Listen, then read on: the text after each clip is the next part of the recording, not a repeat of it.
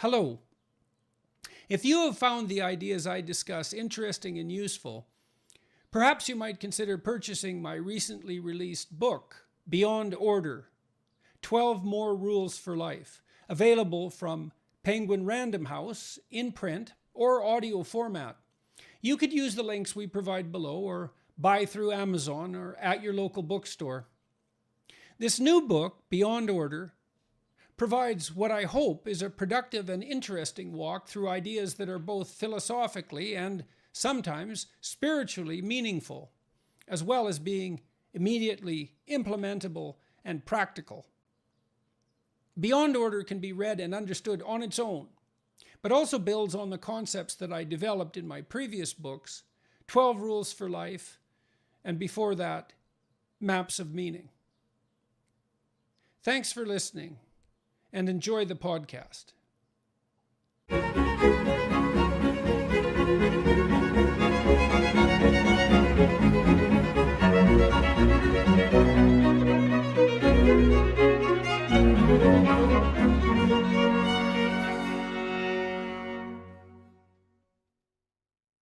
So today I have the privilege of having as a guest Dr. Bjorn Lomborg, who I've spoken with before on my podcast and who was recently on my daughter's podcast, Michaela Peterson, as well. And I came across Bjorn's work, it's got to be 6 or 7 years ago now, when I was working for a UN panel, the Canadian panel devoted to analyzing economic problems in a hypothetically sustainable manner. It was for the Secretary General's report on sustainable economic development, which was, I think, put out in 2016. Anyhow, while I was working on that project, I read a lot of books on the various environmental crises that apparently beset us, dozens of books. And of all the people I read,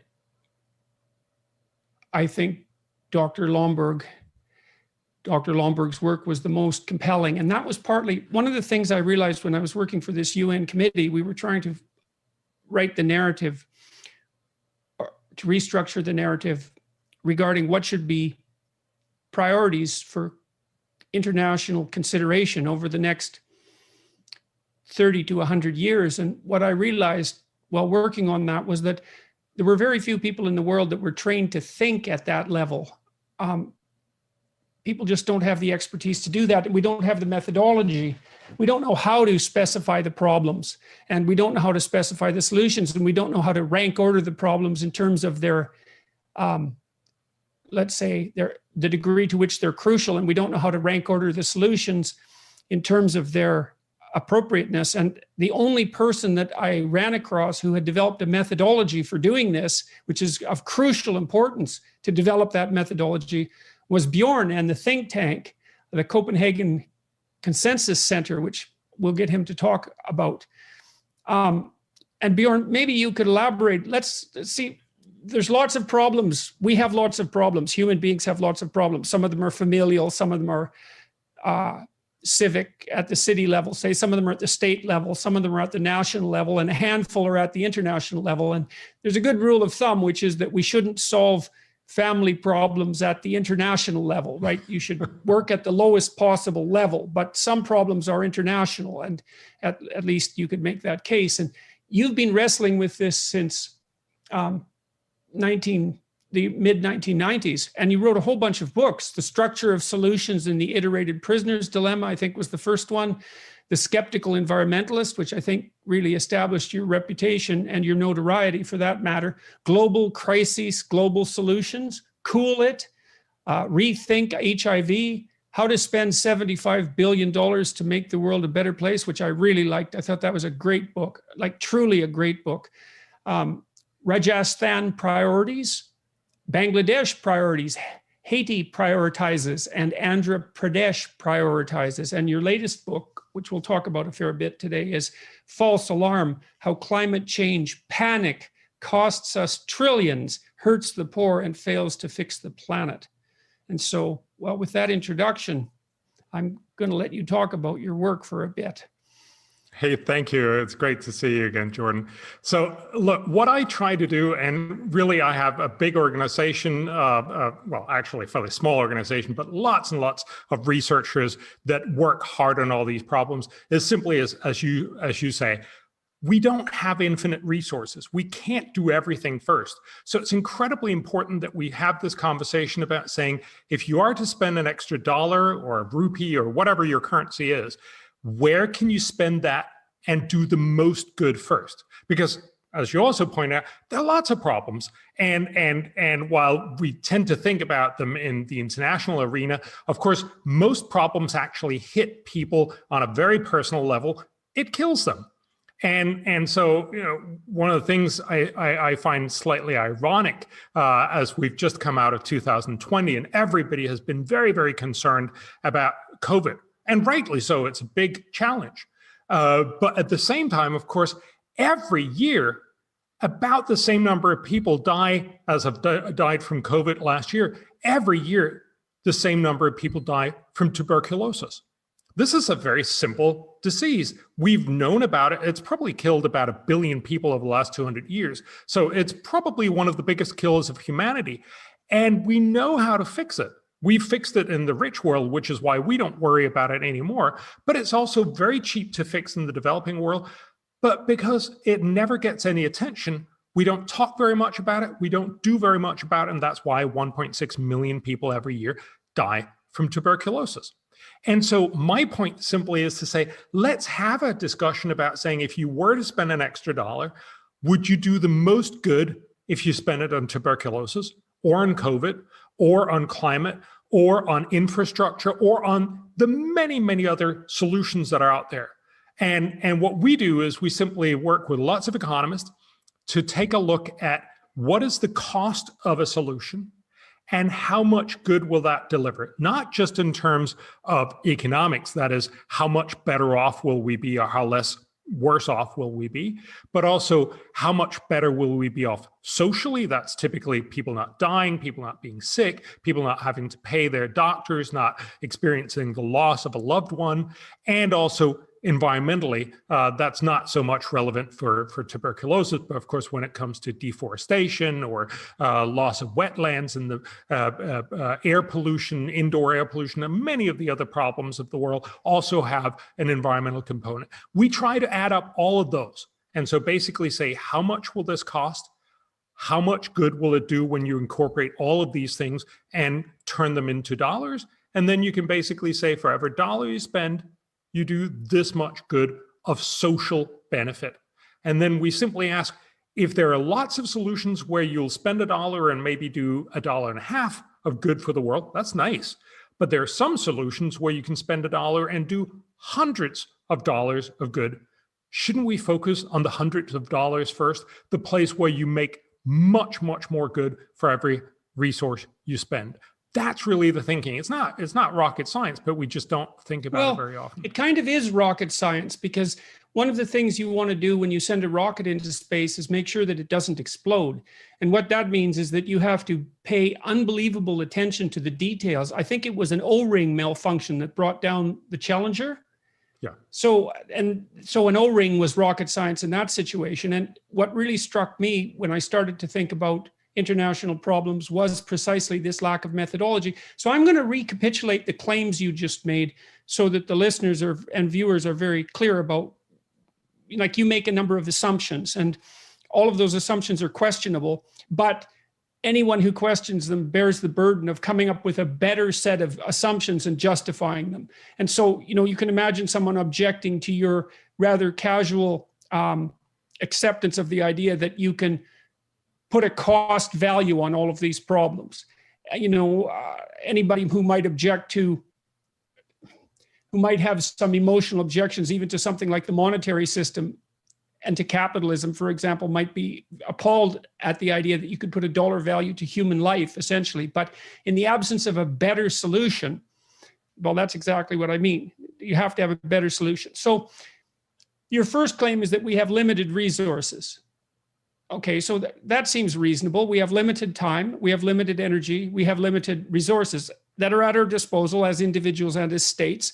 And so we can't devote an infinite amount of resources to every problem. So that seems pretty much clear. If we're going to solve problems, we might as well start with the ones that are the most serious. So we got to figure out how to define that. Then we want to concentrate on the serious problems that we can fix. And then we want to concentrate on the serious problems that we can fix most effectively so that we have some resources left over to solve other problems. Okay, so let's start with the problem set itself. So for example, in your book, False Alarm, you talk about climate change, and you're a supporter of the claim that there is going to be climate change of approximately the degree, so to speak, that the International Climate Commission projects. And you also accept the claim that much of that is man-made. But then you situate climate change as a problem in a host of other problems. So I'd like to know how you came up with the set of problems to begin with. So very clearly, it's impossible to enumerate all the problems that we have. But what we try to do is we've taken our starting point of the UN's different definitions. So for the SDGs, the last set of goals that the UN has used, the ones that are running from 2016 to 2030, SDGs are Sustainable Development Goals. Right. So they've basically looked across a wide range of areas. So talking about health, obviously a big issue, poverty, obviously a big issue, the issue of education, the issue of being able to live securely, that is without violence in many different ways. And they enumerate a lot of different other things, clearly avoiding loss of biodiversity, avoiding living on an uninhabitable planet like climate change, many of these other things. Now, I'm not saying that this is a perfect list. It's made by a committee, but it's probably one of the best ways that we can say humanity has tried to enumerate all the different challenges that we're facing. Right. So that's the political aspect of this, is a consensus. There's been somewhat of a consensus with regards to the set of problems, even if not with regards to their prioritization. And so the UN has made itself open to some degree to its constituent members to list whatever problems they see as pressing. And those would include women's rights and diversity and oceanic management. And well, virtually every problem that you can think of that might have hit the headlines or been a target of media attention over the last, say, 2 or 3 decades. And so, again, people might quibble with that list, but then it's instrumental that they develop a better list and justify it. So you start with the UN list, and that's been derived as a consequence of lobbying pressure and political machination and all those sorts of things. And hypothetically, that's good enough. And then the next question is how to address these, how to, and I was very frustrated when I first encountered that list of goals, because I thought, well, there is no possible way that these can all be addressed in the next 30 years with any degree of success. It's just too complex. We have to start somewhere. And the problem with that is that as soon as you say that you have to start somewhere, then you take one need above all others, and you say that those who lobbied for that particular need take priority, and you need a justification for that. That's something other than power struggle or political expediency or even effective messaging. It might be nice to have a more hands-off, objective method. Okay, so then you organized a team of economists fundamentally, right? Why economists and not biologists, say, or? So you definitely need all the knowledge from biologists, especially when you're talking about things that impact the natural world. You need to talk to epidemiologists when you're talking about diseases. You need to talk to doctors also about diseases. You need to talk to educational experts when you talk about education. But the crucial bit that's connecting all of them is to talk about what are the resource needs.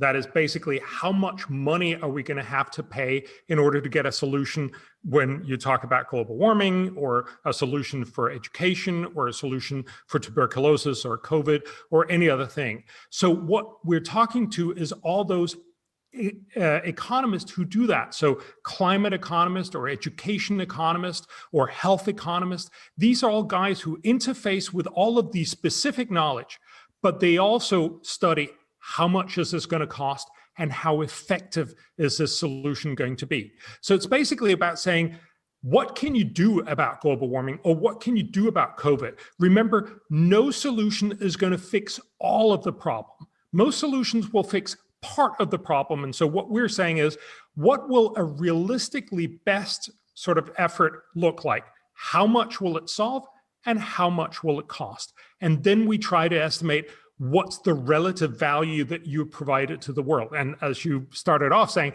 that's a difficult task, but it is crucial if we want to know that we're not just focused on the topics that have the most cute animals or the people who scream the loudest in the media, but actually know what works. A postmodern critic of your work might claim that it's ineradicably contaminated with the bias brought to it by the discipline that you chose to do the selection, and by the, what would you say? By the unexamined political motivations of the participants, those being the economists. But you don't rely on the judgment of one economist. You have a sequence of economists analyze these problems. That's correct. And then you aggregate across their findings. I believe that's the method. Yes. And again, look, it's impossible to imagine that anyone can do this entirely objectively. So as you're pointing out, clearly economists come with a certain way of looking at the world. They typically take the starting point of saying there's limited resources. How much will the resources do here?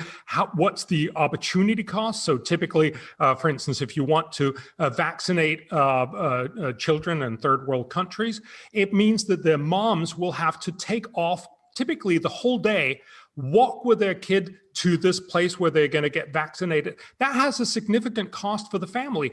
You need to incorporate that cost. Economists will tell you not taking that into account is a failure of recognizing that's part of the cost of vaccination.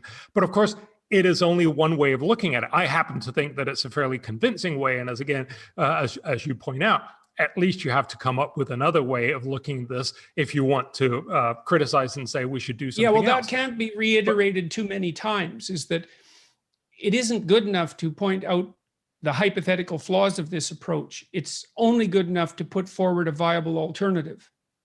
And I haven't seen a viable alternative.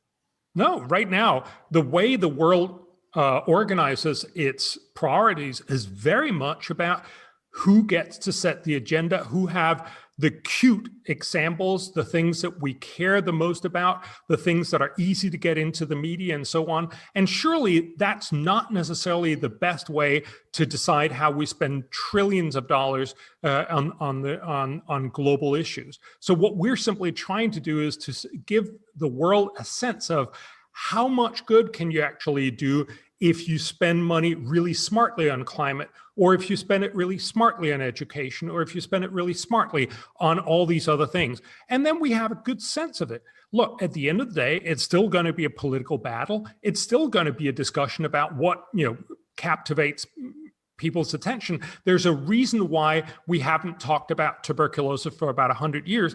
But of course, once a COVID hits rich people and hits home, we talk a lot more about infectious diseases. I'm not saying it's wrong. We should definitely talk about how we deal with COVID, but I think we should perhaps talk more about also how do we deal with tuberculosis, not only because it doesn't affect rich people, but because it affects a lot of people around the world. So getting that conversation going, getting a sense of the proportion of the problem, getting a sense of what can we do, what's the cost, what is the total benefit in terms of making economies, making people, and making the planet or the environment better off.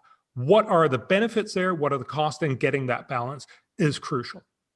Okay, now my sense is that tell me if I'm wrong, but my sense is that you're often lumped in by people who have made climate change the center of their ideological universe. You're often lumped in with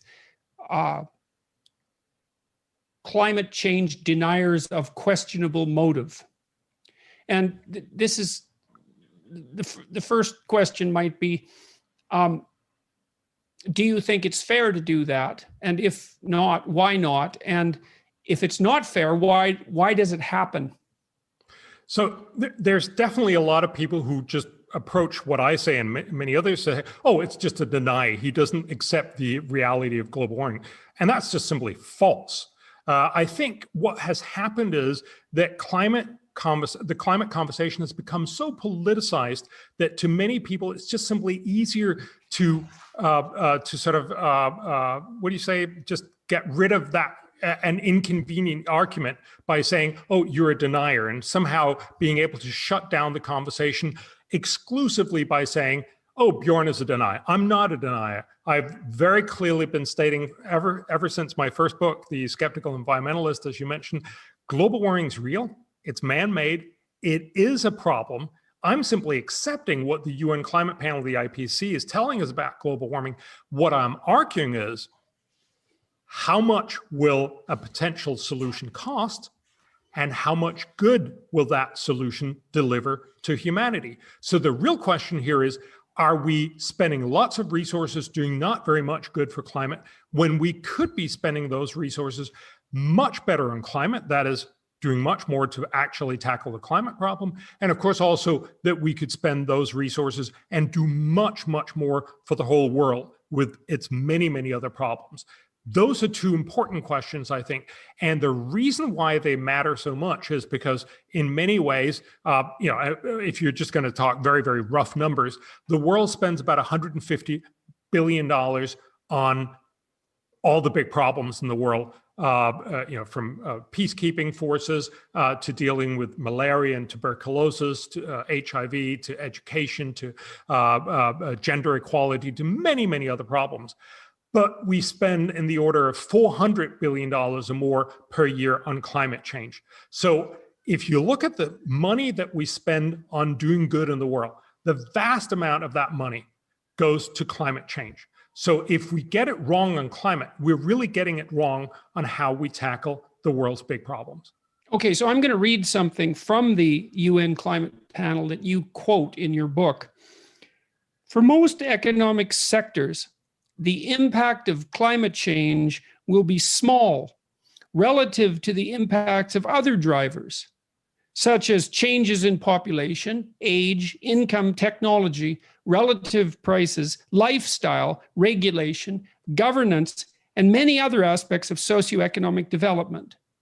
Okay, so that's the IPCC panel itself that penned those words. Now, you'd never guess that, I don't think, by, you wouldn't infer that codicil if you only paid attention to the way that the climate change projections are covered by the media. And so now we've got a psychological question, and I suppose this is partly a question of the problems of communication. So when you're trying to solve a problem, you've got two problems. One is to generate the solution, the practical solution. That might be analogous to producing a new technology, but then you have the problem of communicating about that technology so that people purchase it. So you have a production problem and a sales and marketing problem. And you've got a production problem and a sales and marketing problem. Now, you'd think that one of the things that you point out in the introduction, for example, is that the cost of climate change interventions often involve an increase in energy prices. And that increase in energy price falls most heavily on the poor. And you make a credible case, a strong case, I would say, that much of the climate change intervention, as currently conceptualized, is going to further impoverish the poor. And this really confuses me, I would say, because I don't think it's unreasonable to suggest that most of the motivation, most of the efforts to put climate change at the forefront of modern consideration comes from the left. You think that's reasonable? Yeah, that's, okay. That's and then, certainly what's happening. Yeah. Okay, then you'd also think that the primary concern of the left would be the absolute or the relative poverty of the most impoverished or relatively impoverished people. So I can't understand why since you've continually made the case that climate change policy as presently construed is differentially going to affect the poor, that doesn't attenuate the left's insistence that climate change is the predominant problem. And now I have a hypothesis about that, and my hypothesis, I don't think it's particularly original, and it could easily be wrong, but I think that there's an intrinsic anti-capitalism that is contaminating the discussion about climate change and perhaps even the science, and that the fundamental goal is to advance a criticism of free market capitalism by other means. And climate change actually produces that outcome, that practical outcome. And if it happens to negatively affect the poor, then that's an okay price to pay, even though that's perverse, because the whole reason for the criticism of capitalism to begin with, hypothetically, is because of desire to help out either the absolutely impoverished or the relatively impoverished. So that leaves me with something like resentment as the only other motivation. Now, I don't think any of that's necessarily right, but I haven't been able to come up with a better hypothesis. So you face tremendous opposition in your work, and I don't understand why. What's going on? Yeah, it's a good question. I tend to take people on their on face value of what they talk about. I think there's a number of different things that are going on. So a lot of people, I think I meet a lot of really well-meaning, very, very concerned people on climate change. They basically believe that the world is ending unless we do something about global warming. I mentioned in my book that a new survey across the world shows almost half the world's population believe that it's now likely that global warming will lead to the extinction of the human race. That's a huge and absolutely unwarranted argument. But if you believe this is the end of the world, everything else moves off the conversation. If global warming is the end of the world, if it's the sort of asteroid that hurtling towards Earth, we should just drop everything else and just send up Bruce Willis and do something about that asteroid. So the idea here is to recognize, and I've heard sensible people say, look, there's going to be poor people in 2030. We'll help them then. Right now, we need to help global warming. That makes sense if this is the end of the world that we're trying to get rid of. That's why one of the big points that I try to make in the book is to say that is not what the UN Climate Panel is telling us. Actually, as you just mentioned, climate change is a problem, but it's a fairly small one compared to most of the other things that we talk about. We never talk about our pension problems, but those are probably going to be much, much bigger than climate change. The other part, so just to finish your conversation about the poor, I think that when we were not nearly as scared about global warming, in some way you could argue that the reason why we've become so scared is because the media, the selling argument of climate change has just been way too successful. It's become the self-perpetuating machine that just takes any storm or anything that happens out there and say, see, global warming, and make us all believe that the end is nigh. But before that, I think there was a real challenge in the way, especially the left, was very worried about global warming, but also worried about the world's poor. And I think it was simply an oversight that we focused so much on global warming and so little on the world's poor. And I think if you were going to be very rude about it, you could possibly say it's also a little bit because we care about our own children. So our own children, we worry, will grow up in a world where it's global warming and it's going to be terrible for them, compared to the world's poor, which are mostly not our kids, it's someone else's kids, typically in Africa or in Latin America or in Southeast Asia. So in some sense, this is really, I'm going to pick my kids over all the other unfortunate kids. I think that was also a big driver. And I try to argue both of these and get people to realize maybe that's not the right priority for our planet. Okay, I do think that generally speaking, it's best to take people at face value, because to not do so means that you're not extending a hand of trust, and it gets you into a terribly complex cognitive situation. But but I would point out that you did question their motives at the end of that answer, saying that perhaps people are more concerned with their own children and willing to sacrifice the world's poor, so to speak, in their prioritization as a consequence of that. I looked at the potential dark motivation of a kind of lurking anti-capitalism. Another possibility, perhaps, is that a lot of the problems that you list do fall into the same conceptual category as the world's poor. The hypothetical person that you described said, well, there'll still be poor people in 2030 and we can worry about them. And so you might say that you can't make poverty into an apocalyptic catastrophe plausibly. And you can't even make tuberculosis into a cataclysmic problem or apocalyptic problem plausibly. We know how that's going to go. It's going to stay pretty much the same way that it is, barring mutation. But with climate change, there's a non-zero possibility of cataclysmic collapse. The Greenland ice pack melts and slides into the ocean, or the Gulf Stream reverses, or something like that, and we get a situation where positive feedback loops spiral out of control, and everything culminates in catastrophe.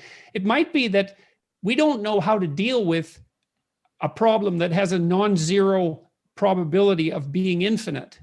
And that is a good that is a good theoretical conversation. My take on that is really twofold. It's partly, I think it's just simply a question of imagination. Everything, when you run it out to 2100, has a non-zero probability of going really, really wrong. So one very good argument would be to say, take HIV/AIDS, which laid bare much of sub-Saharan Africa. If you imagine we did nothing about HIV/AIDS, you could very easily imagine one or more states in Africa collapsing over the 21st century. Throw in some bioterrorism and some geoengineering, some bioengineering, and you can get a catastrophe. That it drives up some terrorists who are going to basically eradicate humanity. You can come up with almost any kind of scenario that will end the world. And clearly, we also have many, many other scenarios that we're not particularly worried about. One would be North Korea. That seems a non-plausible outcome, that they could end up ending the world if we don't do something about North Korea. I'm not sure what that something would be, but the point here is to say that it's very clear we're saying, yeah, we're going to be a little worried about North Korea, but not very much. Okay, so are you criticizing my hypothesis, or are you pointing? So, because I said that climate change seems to slide pretty easily into an apocalyptic vision, and one interpretation of your criticism would be, well, that's not valid. It's not valid to make it apocalyptic like that, because many other things can be made apocalyptic. But do you think that it's plausible potentially that it is easier to do that with climate change? Yeah. And I mean, it's not clear why. Maybe it's because it also involves the non-human actors in the world, and people feel additional guilt about that. So do we have a rule of thumb that's something like, well, when we're discussing practical moves forward, we don't get to extrapolate from the present apocalyptically and say that this problem is so severe that it requires an infinite amount of resources, or it morally obligates us to devote an infinite number of resources to its solution. We don't get to play that game.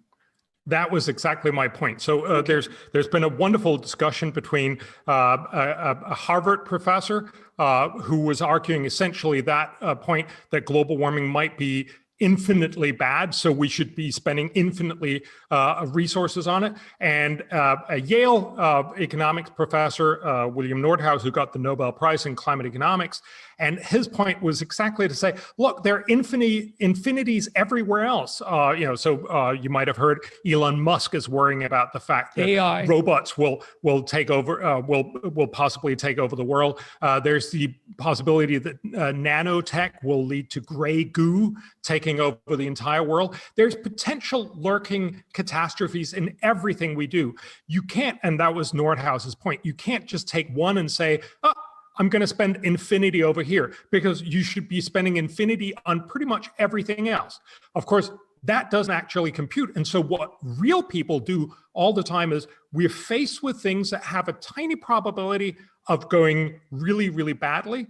We spend more resources on them. We try to find more ways to tackle them smartly, but we also recognize there's no way we're going to get rid of all apocalyptic problems.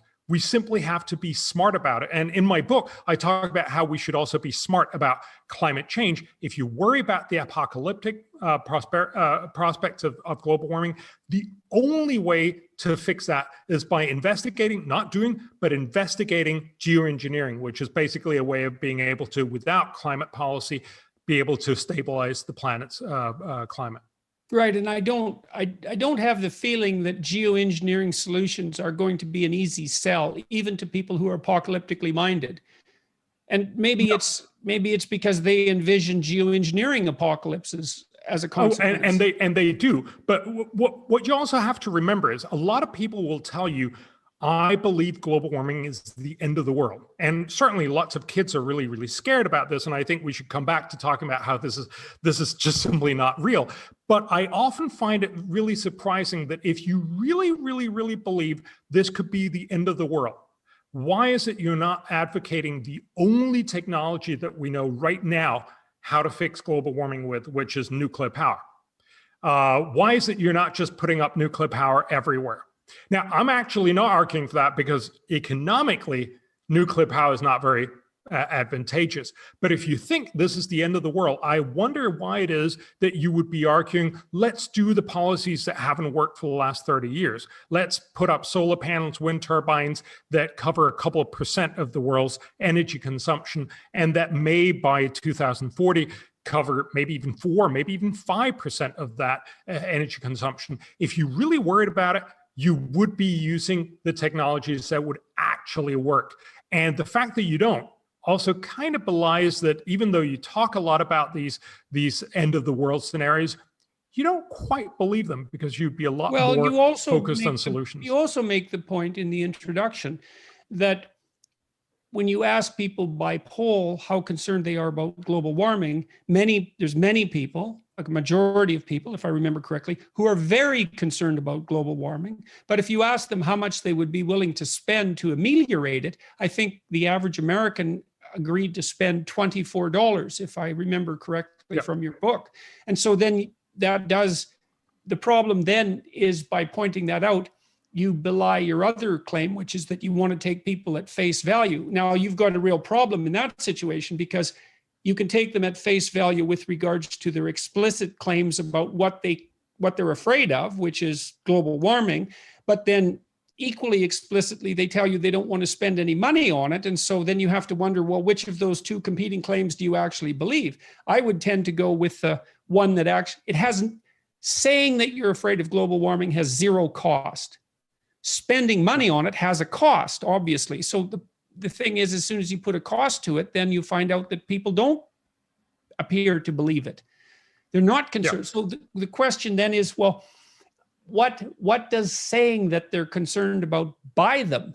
And it might be something like, well, this is again not a particularly original thought, but it's moral virtue to advertise that I'm the sort of person who's intelligent enough to conceptualize global concerns and empathic and noble enough to be concerned by them. And then you say, well, what are you doing about it? And the answer is, well, I'm not doing anything. And then you say, well, then I don't buy your claim, but that's pretty rude. And two people who get together who are both concerned about global warming aren't going to be criticizing each other's lack of diligent attention to the sacrifices. They can just embrace one another. And I'm not being entirely cynical about that. I know why people advertise virtue, and people are relatively virtuous. And so it's not such a terrible thing to advertise it, but it does seem to interfere in this particular situation with practical movement forward. Now, one of the things you drive home continually is that there are real costs to getting this wrong. The costs are the money spent and what that money could have been spent on instead. So maybe you could make a case for everyone who's watching. What do you see as the proper set of priorities? Where do we as a species get the most bang for the buck with regards to these international problems? What are the top 10 things we should be concentrating on? Yeah. So absolutely. Just to give you a sense of the $24 you were just talking about before, that people are not willing to spend very much. I think that's one of the reasons why, for instance, a carbon tax is so hard to do. Carbon tax is one of the smart solutions for climate change, but it also makes it very explicit that you're spending lots of money. So instead, what most people support is that we should be subsidizing green energy, that we should be subsidizing electric cars, that we should be doing a lot of other things that make you feel virtuous. It doesn't feel like it costs all that much, but it actually ends up costing huge amounts of resources. So while people saying they're not willing to spend very much, their sentiment actually allows politics to end up spending huge amounts of money. So this really matters. So sorry, you asked me, what are the things we should be spending our resources on? And so that also means, what are we sacrificing if we concentrate too much on the moral virtue of driving a Tesla, for example, which is a clear status symbol, very expensive and not obviously related to ameliorating climate change? What are we sacrificing? So as long as we are driving this Tesla, because the government, and that's typically almost everywhere in the world, because the government has spent $5,000 or $10,000 on subsidizing us in order to make us afford to drive this Tesla, that's $10,000 that couldn't go to other things either in our own states, our own nations, where we obviously could have spent it according to what the political decision-making process would decide, on better education and better care for our elderly, on better COVID care. Right now, there are lots of other things that are demanding attention. But what we tried to look at was, where could you spend this globally? And I'm going to talk about a few things because I'm sure we can get back to more of them. So one of the things that we talked about was free trade. So free trade, we know, is one of the reasons why almost everyone has gotten rich. The basic point is that instead of me trying to do everything, I specialize. I do one thing, and then I have a baker bake my bread. I have a butcher do my meat if I'm not vegetarian, and you do all these other things, and you have all these specialists doing it. Having it on an international scale means even more opportunity to have smarter people do what they do best for everyone else. And that's why we've gotten rich. That's why China has lifted about, 700 million people out of absolute poverty over the last 30 years, which is one of the biggest achievements in the world. It's impossible not to be very, very impressive just simply on the humanity of that project. And of course, we should be doing more of that. But unfortunately, we have, for a variety of reasons, Trump is obviously a big part of this, but it started way before Trump. The resentment towards free trade, the sense that this was wrong, has not only meant that many people in the rich world has become less better off than they otherwise could have been, but it's also meant that we have left a lot of people, especially in Africa and South Asia, much less well off. We should be spending some of our resources on making sure that we get more free trade, not less free trade. How do we do that? How do we do that effectively? And the simple way that we do that, unfortunately, is by subsidizing agriculture. So one of the most vested interests against free trade has turned out to be agriculture. It's agriculture in the EU and the US, Japan, many other places, because they don't want to have that competition. Look, from a private point of view, I understand that. If I was a farmer, I wouldn't want, cheap agricultural produce come in and essentially eradicate my business model. So we need to recognize that we need to subsidize these people. We probably also need to subsidize other people, the people who would otherwise have lost their jobs. So there's an enormous amount of money that needs to be spent. Okay, so I got confused there, Bjorn. I got confused. Are you speaking about eradicating agricultural subsidies in the West, or are you speaking about subsidizing agricultural productivity in third world countries? Or I missed the mechanics there. So sorry, I'm talking about subsidizing the people who would otherwise block more free trade. So this is basically subsidizing rich Western farmers to make sure that they're okay with more right. So if their livelihood trade is endangered by the necessity of allowing for competition on the agricultural market, you just buy them out, like you might do with fishermen who are overfishing the ocean. Yes, exactly. And this is not perfect by any means, but it's a way to actually solve the problem of getting more of the stuff that will help humanity. Any idea what the benefit is of that compared to the cost? And is that calculable? Yes. So we made the estimate that for every dollar you spend on these subsidies, you will help the world about $2,000. Basically because you can generate an enormous amount of internal growth. So we estimate that you could actually make every person in the developing world about $1,000 richer per person per year in 15 years. That's it. Okay, so wait, we're going to slow down there because those are unbelievable. Yes. Those are unbelievably massive numbers, claims. Yeah. Okay, so you said to subsidize rich agricultural producers in the West to the tune of $1 a year buys you $1,000 in increased revenue globally. 2,000. Yes, 2,000. It's a 2,000 to 1 return. Yes. And this is basically because this is the World Bank's dynamic trade models that show that once you get a society that's able to trade internationally and openly, you also get enhanced growth within those countries. So that means they by themselves get to be better so that, and these would mostly be poor countries. There would also be a lot of rich countries, but these would mostly actually help the world's poor because they have the most catching up to do. And they will then be much better off. Not only will that be better for them, because if you're poor, $1,000 is a lot better than if you're rich, getting another $1,000, but also because it will help them generate all the other things they would like to have: education, health, resilience to global warming. So the whole point here is to recognize that this is one of the things that are hard to have a discussion about. There are very few people advocating global free trade. There are lots of people advocating against it.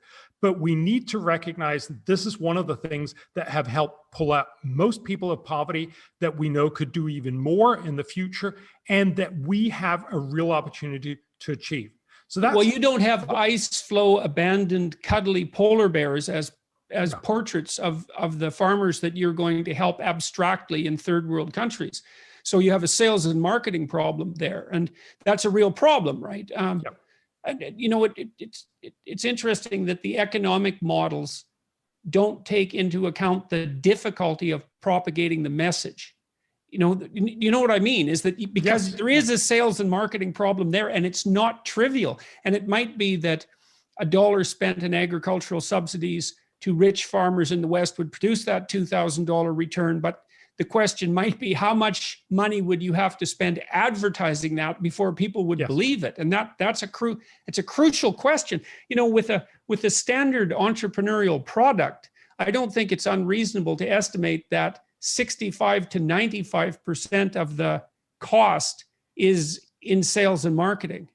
5% is production. And that's a great argument. So in some sense, you could argue what we try to do with the Copenhagen Consensus, where we make these priority lists, is just simply give you the raw data for what would academically be the smartest things to invest in. But you're absolutely right. There's no cute and cuddly, selling points to free trade. And actually to most of our top outcomes. So let me just give you a few of the other ones. So the second best is family planning. and probably also basic emergency care to women. This will deliver about $100 back for every dollar You think spent. that would also be extremely attractive to people on the left? It should be attracted to everyone, yeah. Yes. Because look, remember, right now about 400,000 mothers die in childbirth, and about 2 million kids die in the first 28 days of their life here on Earth. And we know we could save many of these, not all of them, but many of these by simple measures. For instance, making sure that you don't get that the pregnant women don't get high blood pressure, preeclampsia and eclampsia, which kills more than 100,000 women every year. By simple emergency measures, when you come into a facility, give birth, and you have a problem, if you have simple procedures to make sure that that problem can be dealt with, often with fairly cheap. You don't need more doctors, you just need nurses or even assistant helpers. You can do a lot of these things. We know that you can do this for very low cost. And then again, if you have, there's about 215 million people, women who don't have access to prevention, so family planning. If you could get them family planning, not all of them would use family planning all of the time, but it would mean that they would space their kids better, they would be able to give more investment into each one of their kids. That would get them better educated. There would be a lot of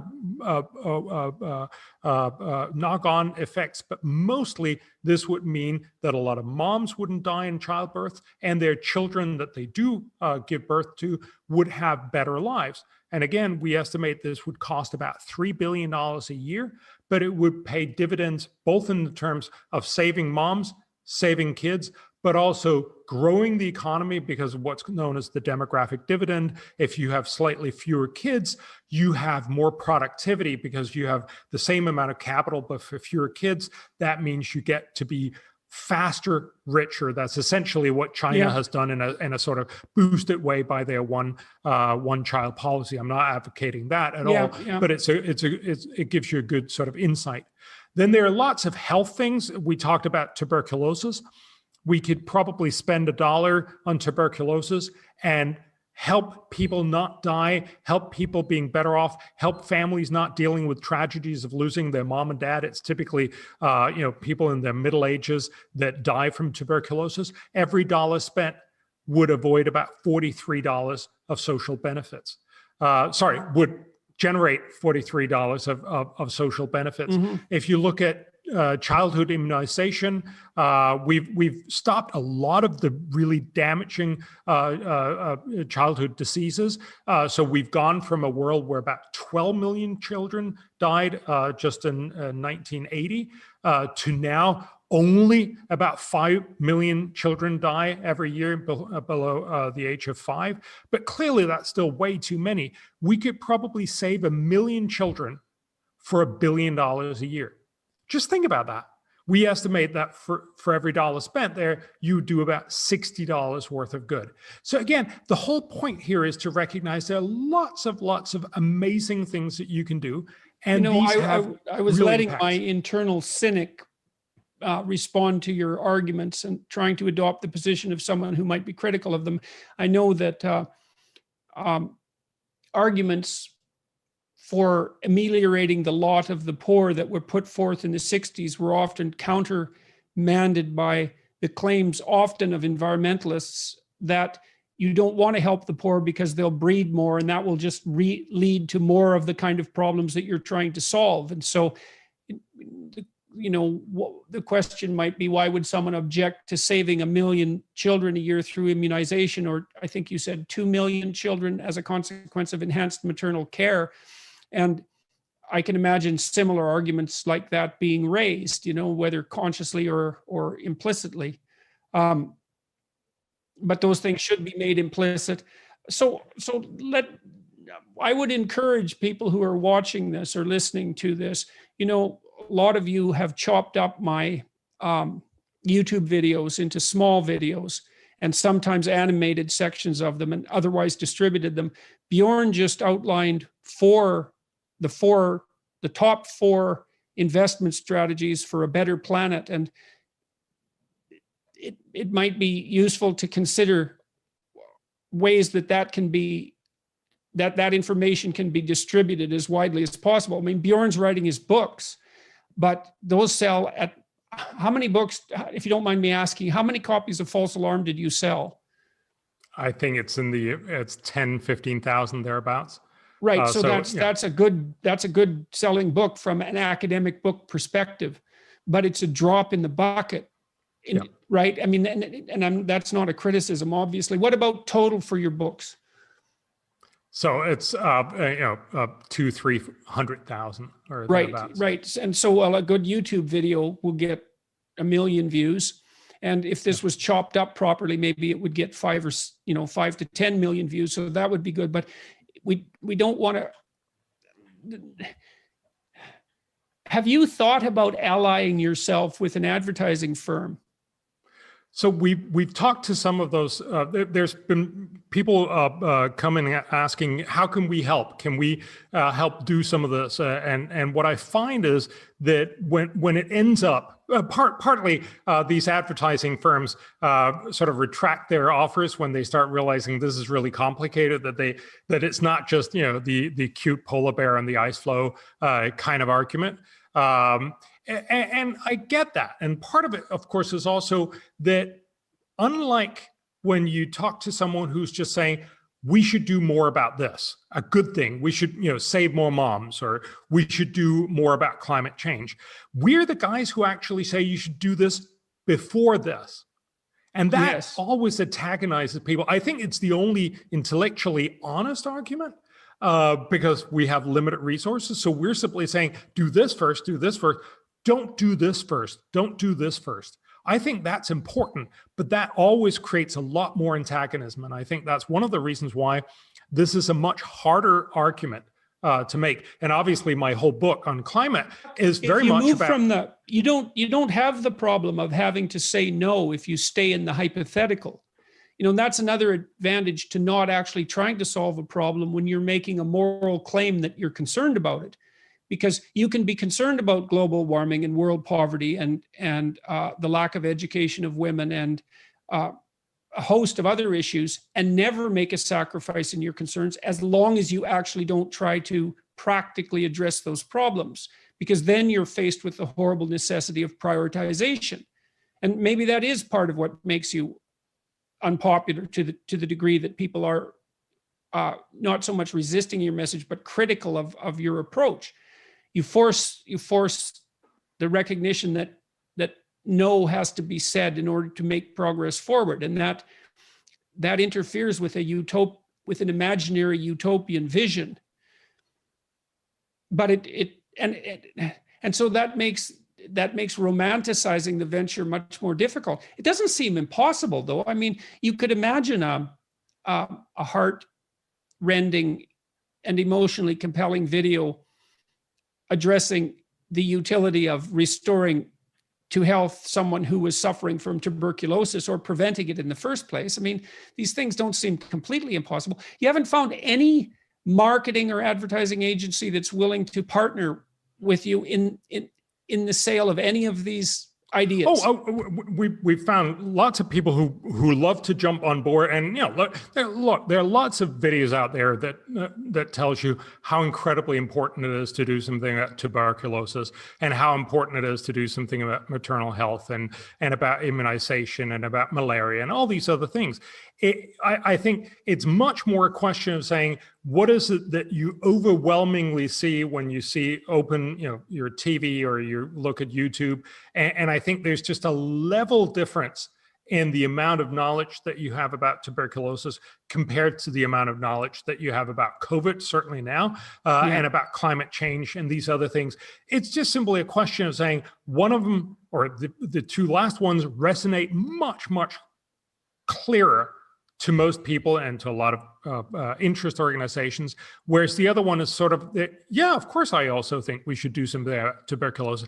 Now back to what we were talking about before. Yeah. So the other issue with regards to the climate is that the weather affects everyone all the time. If you're going to talk to someone and you don't really know what to talk about, you'll make small talk about the weather. And so it's an immediate day-to-day concern in a way that even infectious disease isn't or wasn't before COVID. And so maybe that's another reason that the climate issue has occupied the space for apocalyptic attention.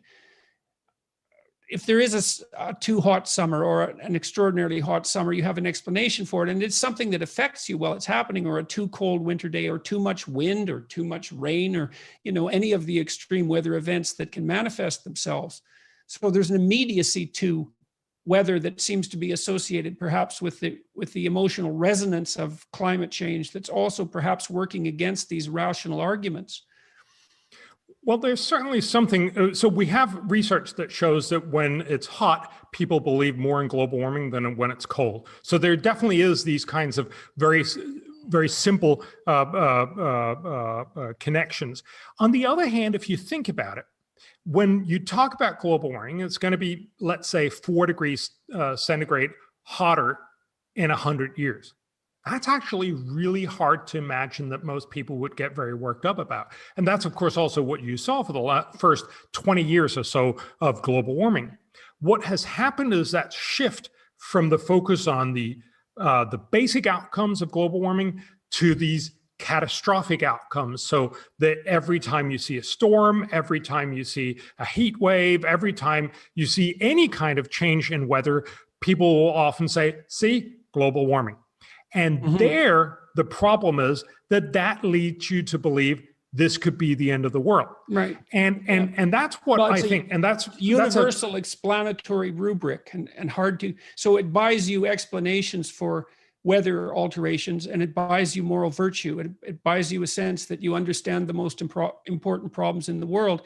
And it occupies that apocalyptic space. I mean, another reason that climate change might have become such a concern, because people have always believed in the apocalypse, and that's because things can go cataclysmically wrong, and maybe we have a need for a cultural representation of that. And before global warming, we had the Cold War and the battle between the United States, or the West more broadly speaking, and the Soviet Union. That was a pretty plausible apocalypse, and of course it did garner much more attention, or maybe an amount of attention that's equal to the attention that global warming attracts now.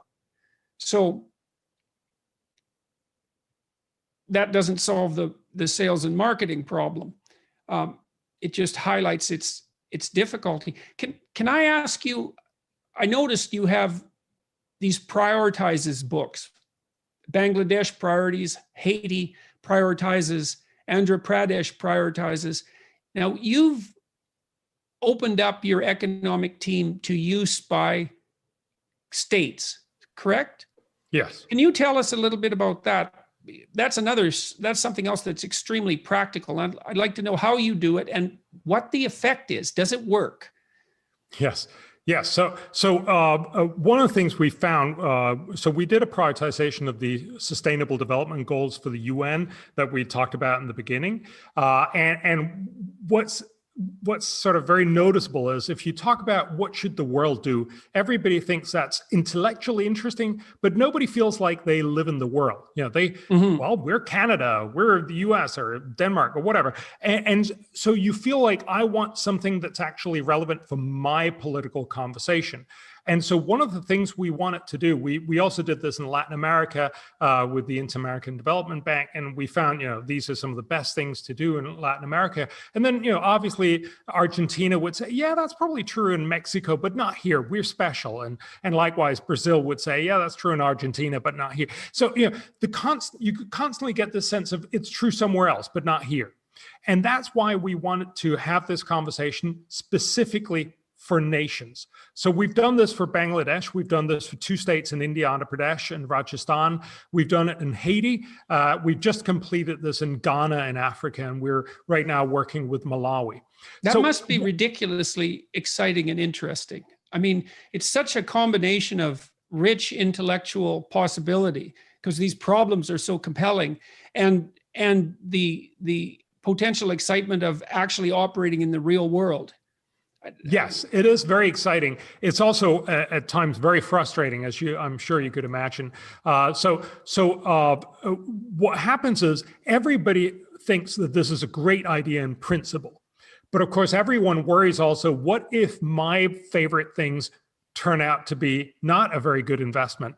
That's suddenly going to, make it much harder for me to get money from next year's budget. So there's this sense of, do we want this to be too successful? On the other hand, the finance ministry often loves this approach because they're the ones who get inundated from all ministries and saying, we need more money for this project, we need more money for that project. And of course, politicians also need projects that sell, essentially buys them votes. And so clearly they're also very ambivalent about this. On the one hand, they want to do as much good as they can for their country. On the other hand, often the best political promises are the ones that are not very effective.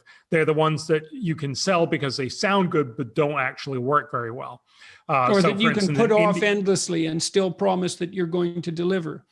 Or just deliver and do it really badly. So in India, for instance, one of the things that have turned out to be incredibly good vote winners is to give forgiveness for loans for smallhold farmers.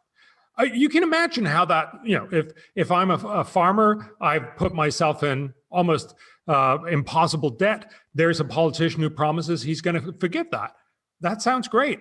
But of course, the problem with that argument is that partly they often don't pay. But what happens is it actually ends up shifting loaning from the very poorest to the not so poor farmers, typically to the rather rich farmers, because the lenders don't want to see the politicians ending up saying, no, we're not going to keep your loans on the books. So you end up spending huge amounts of money, encouraging bad loans, and then not helping the poor when they need it further on. That's a lose-lose-lose outcome. And one of the things we tried to point out was, don't do that. I'm sure we weren't very successful because it's an incredibly successful political strategy, but it becomes a little harder to do. And likewise, some of the things that we found were incredibly effective becomes a little easier to do. So for instance, for Bangladesh, we found, and again, this is not dramatic news, but it's just a really, really good approach to basically put your procurement online. So for many states in the developing countries, procurement makes up about 1/3 to 2/3 of their budgets. So everything from pencils to roads, but obviously roads are much, much more expensive. So it's typically infrastructure projects. They're dramatically corrupt. Because they lend themselves to be very corrupt. And one of the things we find is if you put these online, it becomes a little harder to rig the auctions. So in Bangladesh, for instance, you have to hand in a sealed envelope with your bid to a specific government office. And what not surprisingly happened was they put up goons outside that office so the people who shouldn't come in with a cheap bid just couldn't physically come in. If you put it online, you can get bids from further afar. It's harder to manipulate. You can still manipulate, but it gets harder to do so. So what we found was we took 4% of Bangladesh spending, put it online, and actually found you get higher quality, you get it much cheaper. That means you have to spend less money, you get more for your government tax dollars, or takas as it is in Bangladesh. And that saves Bangladesh about $700 million a year. Right. So, but there's something else that's very hard to romanticize. It's absolutely impossible. And again, remember, this is simply a question of saying, we look across a wide range of things that you could do in Bangladesh. Some of these things got picked up by politicians because they save them money. Obviously, the finance minister wants to save $700 million. Some of these things have really, really good long-term growth potentials, like, for instance, getting your land digitized. Some of these are very obvious things like tuberculosis, but many of them also don't happen just simply because they're not the right set of things to do right now. So again, our point is not that we somehow magically make Bangladesh right. That would also be impossible to imagine. And look, you shouldn't have, economists prioritizing the world. You should have economists informing the electorate in Bangladesh, how do you want to run your country? But we help make slightly better, some of the proposals help spend slightly less money really badly. And overall, that means you end up in a place where you're better off. Yeah, it doesn't make a good t-shirt slogan though, does it? It doesn't. Spend your money slightly less badly with Bjorn Lomborg. There you go. Yeah, no, it's a real problem. I talked about this a little bit with Douglas Murray just a week or so ago, about the rise of extremism. Well, it's a continual problem, but the polarization of the right and the left, it seems to be occurring at an ever escalating rate, particularly in the US, but I would say in the West more broadly. We talked about the collapse of grand narratives. The right, the centrists on the right and the centrists on the left don't seem to have anything to offer now, except something like incremental and gradualist improvement. And they might quibble about how that could be accomplished, with the right wingers taking one viewpoint and the left wingers taking another, whereas the radicals have a much more romantic sell. And so since the right and the left, the moderates, can't come up with a narrative, even one of progress, that's, back, say, in the post-war period, post-World War II, people were still poor enough, broadly speaking, so that you could sell them the vision of a wealthier future for them and their kids. And there was enough gap between where they were and that hypothetical future for it to be motivating. But now, you might be able to tell your electorate that, well, we could make things 20% better over the next 10 years.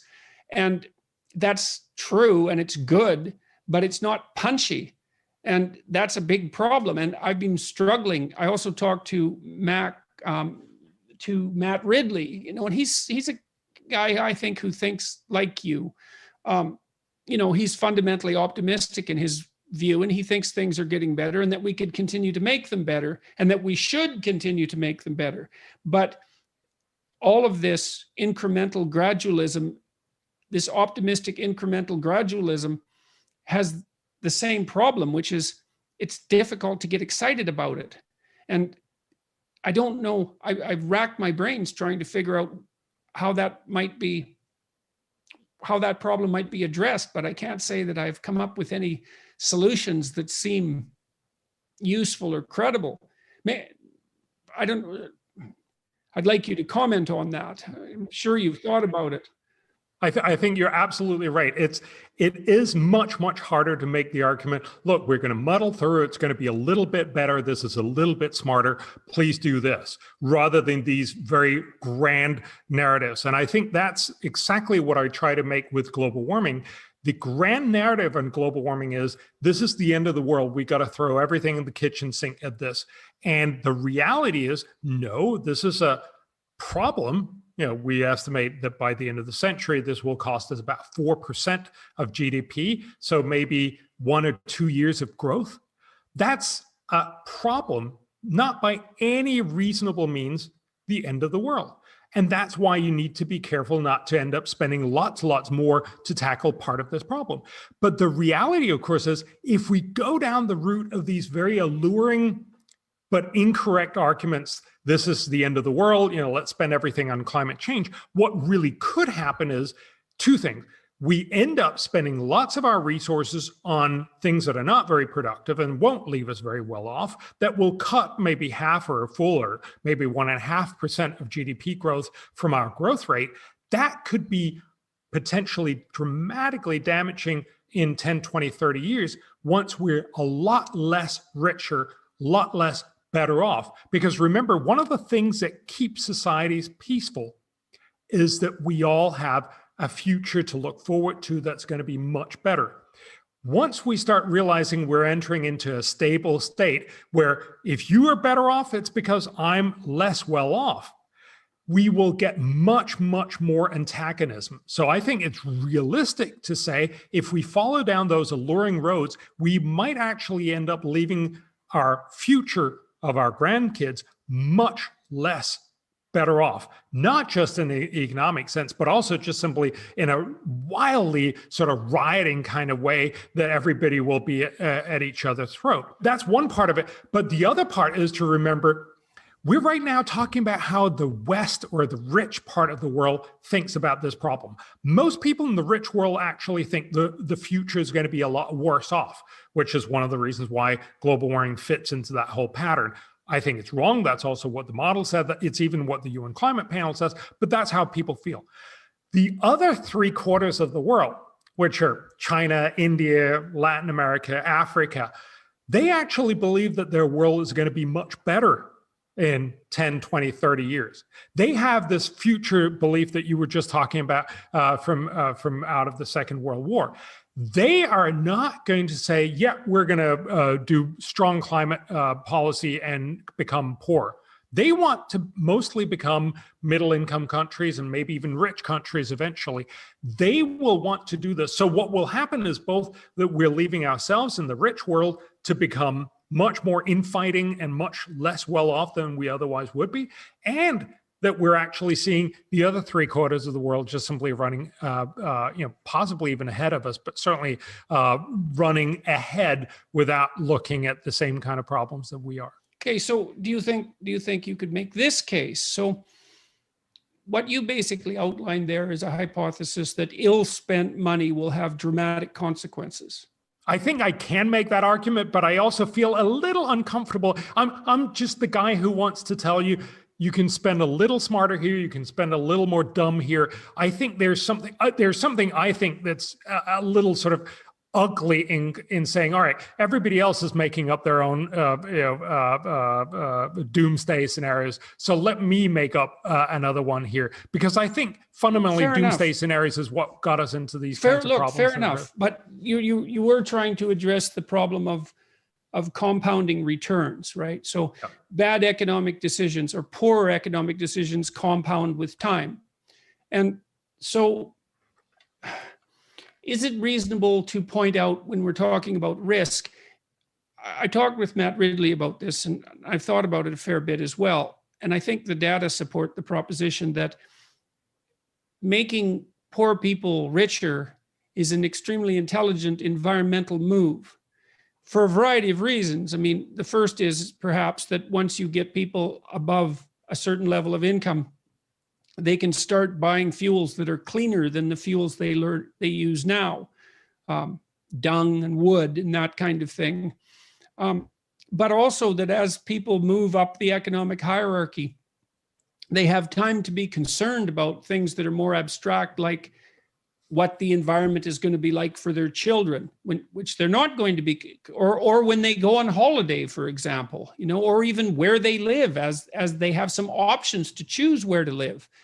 And so it could be, we often construe the relationship between the economy and the environment as a zero-sum game, right? And the biologists in particular, broadly speaking, the political biologists have a proclivity to do that as the economy grows, we sacrifice the environment to it. But it could be the case that we get the best environmental bang for the buck by making the poor rich as fast as we possibly can around the world. And if we make poor economic decisions because we're catastrophizing a certain kind of environmental calamity, we're actually increasing the risk of environmental degradation in the medium and the long term. Do you think that's reasonable?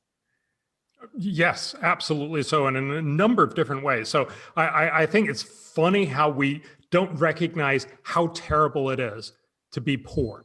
If you're poor, you're vulnerable in all kinds of ways. You're very clearly incredibly vulnerable to global warming. So, if you remember, there was a big hurricane hitting Haiyan, the Philippines, and back in 2013, it was made a big deal out of as global warming. It hit this very, very poor city, where most of their citizens live under corrugated roof. Not surprisingly, having a Hurricane 5 is terrible when you live under a corrugated roof. The best way to help these people, obviously, would be to lift them out of poverty. What actually is, we can see back in the early part of last century, a similar hurricane hit and eradicated about half the city. This time it was only about a 20th of the city. So much, much better because the city was much richer. But if we focused on making them even richer, they would be much better off just simply from the point of view of being more protected from hurricanes. So, fundamentally, there's something weird about us saying, oh, those poor people in the Philippines, we should help them by not driving our car today. What? No, you should help them by becoming rich, becoming part of the integrated global economy, making sure that their kids would be better educated, not die from easily curable infectious diseases, and so on. So not only would it be better environmentally, but it would obviously also be better for them educationally, for them health-wise, and all these other things. It would simply generate much, much better lives in the Philippines. But, and as you also pointed out, as you get richer, you're actually cleaner in almost all ways. You don't use dung and cardboard and wood to cook inside, but also you stop cutting down forest. You move to the city instead. You become a web designer or something else that's very, very little related to actually clearing out forest land. You do a lot of things in cities that are much more ecologically sustainable. And of course, in the long run, you will actually also say, I would like to make sure that we have better regulations, so we have less air pollution, so we have many of the other things that drive environmental benefits. So absolutely, by getting people out of poverty, we fix most environmental problems. But, and this is the important but, we don't fix global warming. As you get richer, you just simply emit more and more CO2 because these guys will then start flying around the world. They'll start, consuming a lot more meat. They'll be doing a lot of other things because they're richer. That's wonderful for them, but it will mean higher emissions of CO2. So we do need to have a conversation about how we're going to fix that problem. Okay, so why don't you lead us down that path? Okay, well, let me comment a bit on what you just said, and then let's go down that pathway. Okay, so to swallow what you just said and to believe it, there's a set of beliefs that you have to have already in place. You have to believe that the current economic system isn't fatally flawed and basically works, or at least works better than any hypothetical alternatives that have been tried or that we can dream up. So it basically works, and works means as it runs, it tends to lift people out of absolute poverty. There's still a maintenance of relative poverty, but absolute poverty tends to disappear. And there seems to be really good evidence for that, especially across, well, since the Industrial Revolution, but it's really taken off in the last 30 years, maybe non-coincidentally with the demise of communism, which was a competing economic theory. And produced all sorts of bad economic decisions. In any case, you have to buy the hypothesis that the current system works and that extending it is going to be better. And so you don't get to adopt a stance of revolutionary criticism of the Western capitalist hierarchy. So that's a big sacrifice if your thinking is oriented in that direction. Now, I don't know really what to make of that, because you'd think the evidence that the poor have been lifted out of poverty at an unbelievable, like an astonishing rate since the year 2000, not just in China, but all over the world, would be essentially irrefutable evidence that the current system works. And then if you look at China after they adopted free market policies compared to before they adopted free market policies, there's absolutely no comparison with regard to growth. And so it isn't obvious to me how, if you were truly concerned with the poor, you would be able to deny the sorts of propositions that you put forward. I don't understand that. Maybe it's partly because people just don't know how much better things have got in the last 20 years and why, because it has been difficult news to bring forward, and it's difficult to market. If I can just, yes. So one of the things I think people don't recognize, if you look at a graph over the last 200 years, 200 years ago, almost everyone in the world were absolutely poor in the sense of less than a dollar a day. Yeah, 95% of humanity was below that level. And we've just seen a dramatic decline. As you mentioned, we're now down below 10%. Even despite of COVID, which a lot of people have pointed out, have actually made more poor people. We've gone from 7 up to about 9%. And so we've delayed the benefit for a couple of years. That's terrible. And I would rather not have had that happen, but it doesn't change the long-term trajectory that's amazingly downwards, in the sense that we have many, many fewer people that are poor. One of my favorite guys who runs the Our World in Data website, he points out that every year for the last 25 years, the headline of every newspaper around the world could have been, over the last 24 hours, 138,000 people have been lifted out of poverty. 138,000 people every day for the last 25 years. But of course, it's not news because it happened every day. It was not, this day it happened. We don't get these good news. And I think we need to get them in order to be able to understand the magnitude of what we're talking about. Well, the problem with accepting that good news, or a problem with it, is that it pretty much eradicates the romantic rebel, because it all of a sudden makes it very difficult for you to be cool, to find something cool to stand up against and to resist. You have a relatively benevolent society that's getting incrementally better. It's not a villain that you can heroically resist. And I'm not being cynical about that. That is actually a problem, because resisting arbitrary authority is a good story, and it served people well for a very long time. And if you don't have that to catalyze your identity, you have to search for something perhaps equally grand, and that's difficult. Especially when you also don't have to go out and contend with the brute force of Mother Nature to anywhere near the degree that you once had to. But if you look at it, there's plenty of other things you could stand up to, and that was what we were talking to. Instead of being the romantic hero that stands up against society, why aren't you the romantic hero that stands up against tuberculosis, or the one that stands up against maternal death, or the one that stands up for free trade, or the ones that stand up for all these other things where we know for very little money we can make a tremendous benefit. So again, I get why it's not as sexy. That's a really hard question, man. I mean, I think it might have something to do also with the inability to utilize your resentment. If you're resentful about things and you oppose the capitalist state, you can easily identify an enemy. But if you stand up against tuberculosis, obviously tuberculosis is bad. It doesn't make you look good by comparison. All right. So you mentioned you do promote CO2 emission amelioration strategies in false alarm.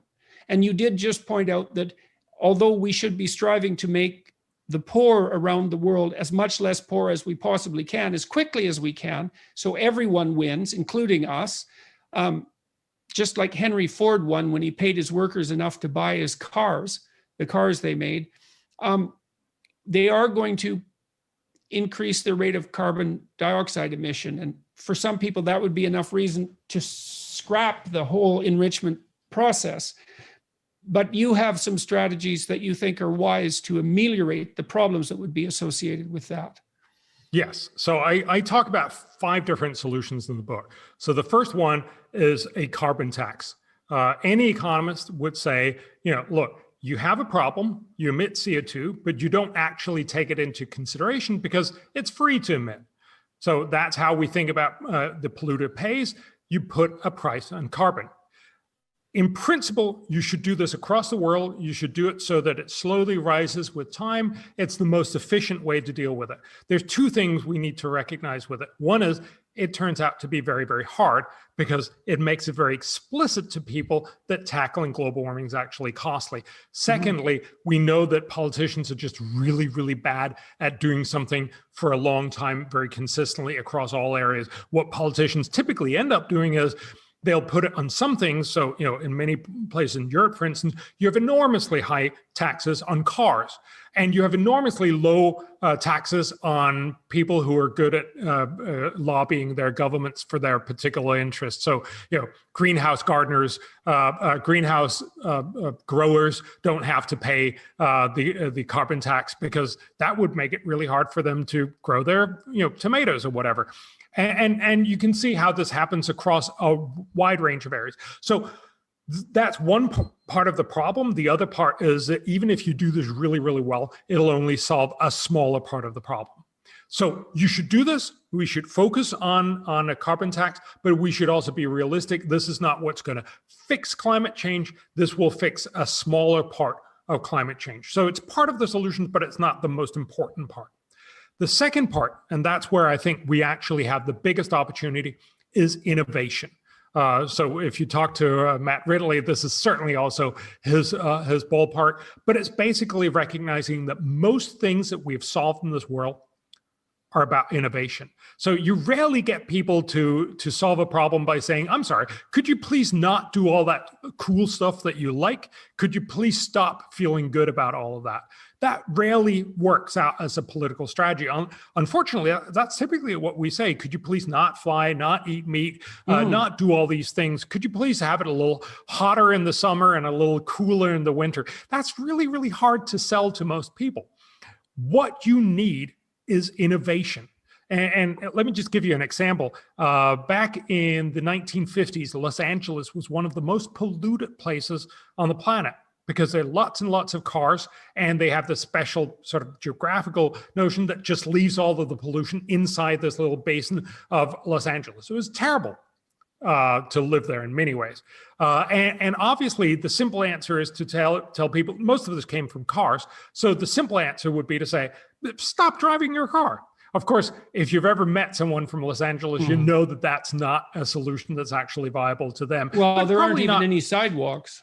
No, it's not really viable for anyone in any city. What did solve the problem was the innovation of the catalytic converter. This little thing that cost money, you put on the exhaust pipe, and then basically you have much, much cleaner cars. That made it possible for people to keep their cars, drive a lot, and have much, much cleaner air in Los Angeles. Now, I'm not saying everything is perfect in Los Angeles and there's still air pollution problems, but it made it a lot better for very little money. That's the way that we need to solve global warming. If we could innovate the price of green energy down below fossil fuels, and this green energy could be nuclear, it could be fusion energy, it could be solar or wind with batteries, it could be lots of other possible solutions. If we could innovate one or a few of these solutions down below fossil fuels, everyone would switch. You wouldn't need sort of a Paris Accord where you have to twist everybody's arm. Let me ask you about that for a minute. So it's not a straightforward matter to set up governmental policy to support innovation. I mean, innovation is a very abstract idea, and I've seen much evidence of failure at the governmental level here in Canada when governments have set out to foster entrepreneurship and to seed, the development of high-tech industry, for example. Generally, it's a cataclysmic failure.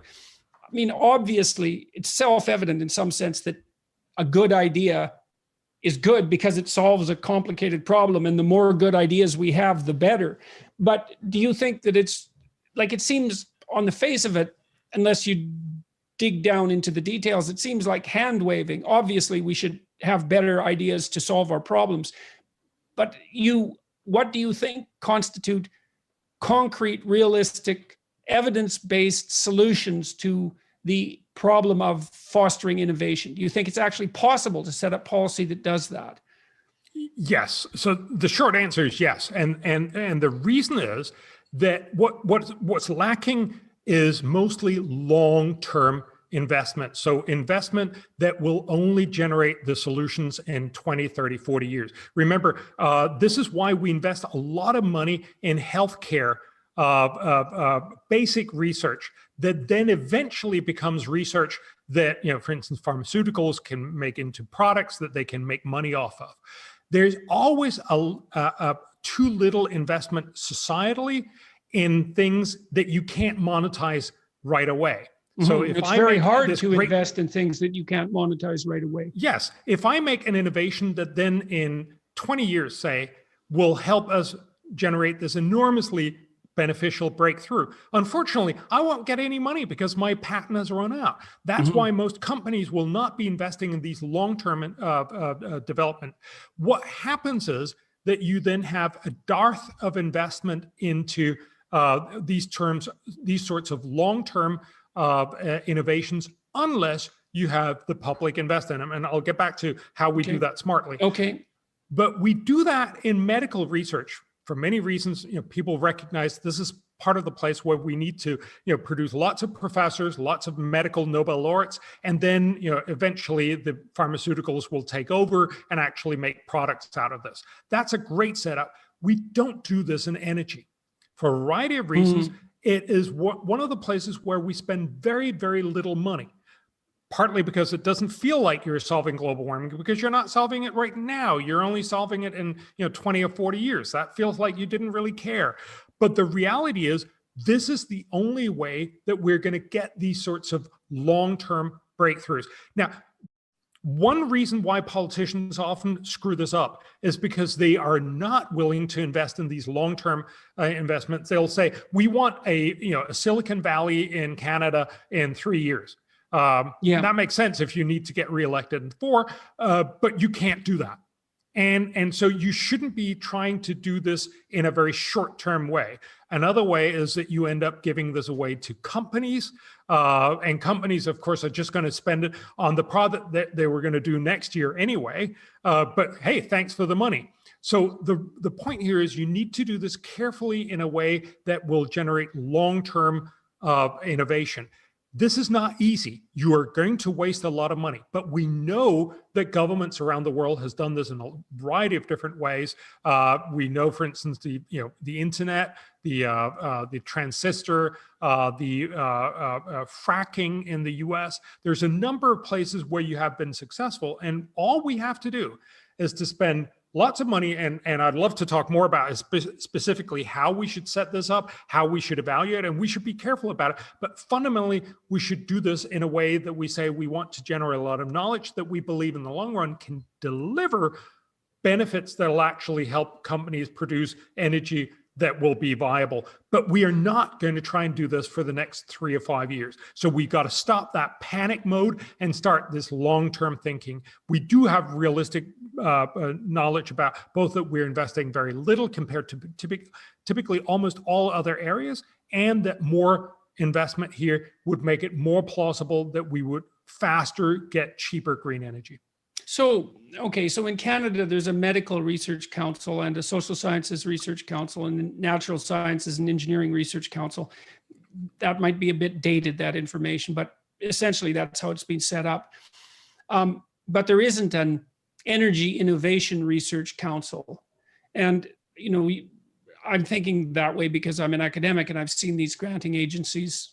I've seen how they work, and they're set up to provide funds for basic research. And something like that doesn't exist. So why aren't we funding research into energy, into the generation of cheap and clean energy? What's got in the way? Every year, we want to spend it on solar panels that makes us feel like we're doing something right now. The surprising thing is, in 2015, when all countries signed the Paris Climate Agreement, on the sidelines of that event, Obama and 20 other global leaders, Bill Gates and lots of billionaires, actually signed another agreement that I'm happy to say we were a tiny part of pushing, which was we're going to double our investment into green energy research and development. So all countries both promised the thing that you heard about, namely we're going to cut our carbon emissions, but they also promised to double their green energy investment in 5 years, so in 2020. They did quite a bit of the cutting carbon emissions. They did nothing of the increased spending in green energy R&D. And I think fundamentally because it doesn't feel like a solution. It doesn't feel like something urgent. It feels like something you can do next year. It feels like something that's nice to have, but this, putting up the solar panel is urgent and we need to do it. The reality is the over worry about global warming that we have because we have this existential feel that this could be the end of the world. Surprisingly also, not only is wrong, but it also leads us down the wrong path, namely the path where we say, let's do anything that just makes it look like we're doing something next year, rather than actually laying the groundwork for fixing this problem. Now, obviously, and some people will say, well, we should have done this 20 years ago. And yes, that would be wonderful. We should have done that, but we didn't. It's sort of too late to do something about what we should have done 20 years ago. But we can do something about what we're going to spend our money on in 2021. And if you look, for instance, on Biden's proposal to fix climate change, he's thinking about spending $2 trillion. He'll probably not get to spend all that money on a vast array of things, many of which are not going to be very effective. But he's also saying he wants to dramatically increase, actually, I think probably too much, but certainly a very, very large amount of increase in American spending on R&D. This is what he should be focusing on, but I do worry that he's going to end up having much more success with all his other much less effective proposals simply because they are more glamorous. All right, so you don't seem to be an admirer of the Paris Accords. And so my sense of your argument is that the proposals that are part of that accord are extremely expensive and they're not cost effective, especially when viewed in this larger framework that encompasses a whole host of problems instead of focusing just on climate change. And so maybe if you don't mind, you could summarize could you lay out your critique of the Paris Accords for us? Yes. So two things.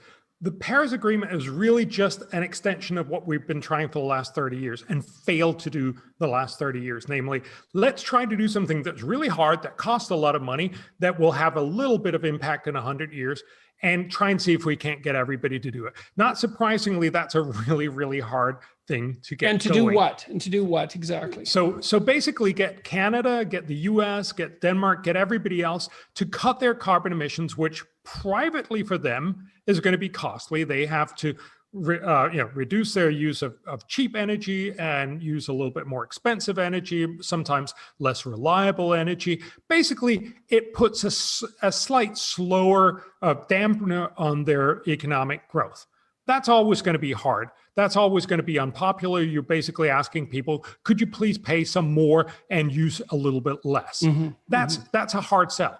Not surprisingly, you do a little bit of it. You typically don't do a lot of it. You don't live up to all of your promises. But even if you do, so let's just take the Paris Agreement, even if everyone did everything they promised to 2030, that would cut as much CO2 that if you run it through a climate model, it would cut temperatures by 0.025 degrees centigrade by the end of the century. So literally nothing. We wouldn't be able to measure what magnitude of increase? So it's about 4 degrees temperature rise. We've already seen one, so about three degrees more. So this would be a trivial part of reduction. Now, it would be a reduction. It would mean we would have less problems because global warming is a problem. So we estimate there would be benefits.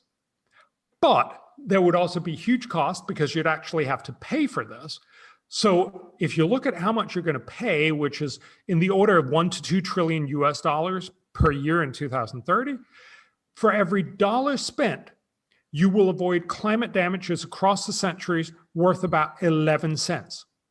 That's a very poor way of spending money, paying $1 and actually achieving 11 cents. You could just have paid out the dollar and done, almost 10 times as much good in the world. So the reality here is the Paris Agreement is a really well-intentioned agreement, but it will fail just like all the other agreements. So, Rio, Kyoto, and all the other national policies that we've done, it'll mostly fail. But even if it succeeded, it would be a very expensive way of achieving very little. And this, of course, is the big problem of the climate conversation, that because we're so worried, we have decided, yeah, we're not going to spend all that much money on all these other problems in the world, tuberculosis, all this other stuff. But we are going to spend $1 to $2 trillion. Remember, it's not going to bring us to the poorhouse, but it's a lot of money. It's 1 to 2% of global GDP on something that will basically not buy us any measurable impact in 100 years. That's a bad deal. That's why we need to do better. Okay, well, that's a good place to sum up, I would say, unless you think there's something particularly important that we didn't cover. I would have liked to have heard perhaps more description of, you listed out the top 4 things or the top 5 things that we could be investing in where there's a huge bang for the buck, but people can get that directly from your website or your book. So yes, I've shown you this before, but we have a whole folder. I'm sure you can put that up where you can actually see all the different investments here, and you can see we'll link to that again. So, we'll link to that again. Yes. So I've been talking with Bjorn Lomborg today, the author of False Alarm, and we've been talking about global governance, I would say, sustainable global governance, with an emphasis on 2 things. And one would be economic growth, which means alleviation of absolute poverty for those who are poorest, and some increment in wealth, hypothetically, for the rest of us, which seems on the face of it to be a good thing, especially at the lower ends of the distribution, and discussing also how that might be done in the most appropriate ecological manner, keeping in mind the host of other problems that have to be solved. And Dr. Lomborg has developed a methodology for assessing and rank ordering the problems that we face at an international level and as well at a national level. I'm going to interrupt my summary for one thing. What's been your experience with regards to your success in those countries where you've gone in and done this prioritization? What's been the practical consequence of that? So we've very clearly, we're an organization to look at how effective are you. So obviously we should be looking at how effective are we in what we do. Also, I'm using my life in this. I'd like to know that actually has an impact. So yes, we are effective. So what we found is in these countries, we'll change some of those policies and we'll change them somewhat towards being smarter, not by any means the whole way or anything, but towards better spending. And because most nation states spend billions of dollars on making lives for their own citizens better, if they just change a little bit of their increased spending as they get richer over the years, that will have a much, much bigger impact. So to give you a sense of proportion, the whole project that we do costs about $2.5 million. And we probably have impacts in the, we change hundreds of millions of dollars, possibly billions of dollars in spending. And each one of those dollars will have impacts in the order of somewhere between $5 and up to $20 or $30 more well off. Okay, so that's great, because what that actually indicates is that a rationally designed program aimed at incremental, gradual improvement actually works extraordinarily well. It isn't revolutionary by any stretch of the imagination, but as a strategy, it pays off extraordinarily handsomely. I wish for many reasons, that I hadn't been so ill for the last while, because I was going to lobby hard for the utilization of your team here in Ontario and in Canada. And I suppose that could still happen in the future, hypothetically. But I'm very, very pleased to hear that the consequences have been positive, and also that you had the fortitude and methodological integrity to include an evaluation of your own process in your evaluation process. There's a rule for social science intervention, which is almost never followed, which is don't intervene without assessing the outcome of your intervention. It's a mistake. It's an ethical error and can have terrible practical consequences. Okay, so back to the summary. So Bjorn's team has rank ordered and prioritized a whole set of global concerns. They've also started to work at the state level, the country level, instead of the international level. As we just discussed, that's also paid off. And all of this lays out a lovely pathway, I would say, for people to inform themselves about those issues that they could adopt as salient to themselves politically and ideologically to provide some meaning for their life, some practical meaning, and to actually further the development, further positive development in a whole host of areas. And so if you're interested in that as a viewer or listener, then I'd highly recommend Bjorn's books, but more importantly, his approach and some intelligent investigation as to the methods of that approach and the consequences. And so more power to you as far as I'm concerned. That's for sure. And I was very pleased as always to talk with you. Is there anything else that you'd like to tell people before? So if you wouldn't mind, I'd love to just, because I tried to go through the 5 things that you can do. So I'm just going to really quickly mention the last 3. Is that okay? Yes. And then I'd love to also make one more point about my book. But, okay. So we talked about carbon tax and innovation. Innovation is crucial. You should also focus on adaptation. It's sort of a naughty word in much of the conversation on global warming, but very clearly adaptation is going to be one of the big ways that we're going to fix many of the problems. It's going to happen to a large extent simply because people do that. If you're a farmer, you're going to plant later or earlier, depending on the climate changes, and eventually you might plant something else. You should also look at geoengineering. We talked about that very briefly, but basically the idea of saying, if there were to be a really catastrophic impact, geoengineering is basically a way of making sure that you can restore the temperature of the Earth very quickly at fairly low cost. We should not just go ahead with it, but we should certainly be thinking about it. And that's all I'm going to say about this right now. The last bit, and we also talked extensively about that, is to make sure that prosperity is also a big solution to climate change. Most of the things that you're impacted with because you're poor. If you're really poor, everything hits you hard, but climate hits you hard as well. If you're rich, you're much, much less impacted. And so very clearly, the question is, do we want to help Bangladesh a little bit by cutting carbon emissions and basically then leaving them poor, but hey, at least sea levels rose this much less by the end of the century? Or would we rather make sure that we actually leave Bangladesh much richer, which means that they'll be much better able to handle hurricanes, that they'll be much better able to handle sea level rise and so on. There's a very strong basis of evidence that shows that prosperity is actually much better for most countries, not just because it's wonderful in all kinds of other ways. You can avoid your kids dying and get them better education and all these other things, but also for climate. So those were the 5 points, and innovation is by far the most important thing. I just want to say one last thing about, because my book is very much, we've talked a lot about all the big problems in the world. The reason why I talk about global warming is because it is the one thing that I experience most people actually talking about all the time as this existential threat. This is the big thing that we should all be concerned about. Certainly a lot of people, the UN Secretary General, many others are telling us this is the top priority for humanity, because if this is going to eradicate all of us, surely this should be the thing that we focus on. I think that makes intellectual sense if it was true, but that's not what the UN Climate Panel is telling us. It's not what the science is telling us. It tells us this is a problem, by no means the end of the world. And that is not only important because you can't really get to all the other things we were talking about unless you stop believing this is the end of the world. If this is the end of the world, you are going to set everything else aside. But also, of course, it's the only way that you can actually get a better life. When you see all these kids being really worried about, am I going to have a future when I grow up?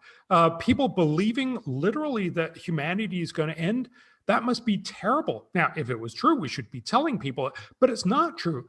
And therefore, being able to relieve yourself from that scare is also really, really valuable on a personal level. So this book was written not just to make sure that you can get rid of this scare, but also that you can start realizing this is a problem among many others. Now let's think about how do we prioritize, and that's what I'm hoping this conversation will help us. So in a sense, you could say the false alarm book is a stepping stone to be able to have that more general conversation, namely, what is it that the world should be prioritizing if we're not scared witless about global warming, but actually see it as it is, a problem among many problems.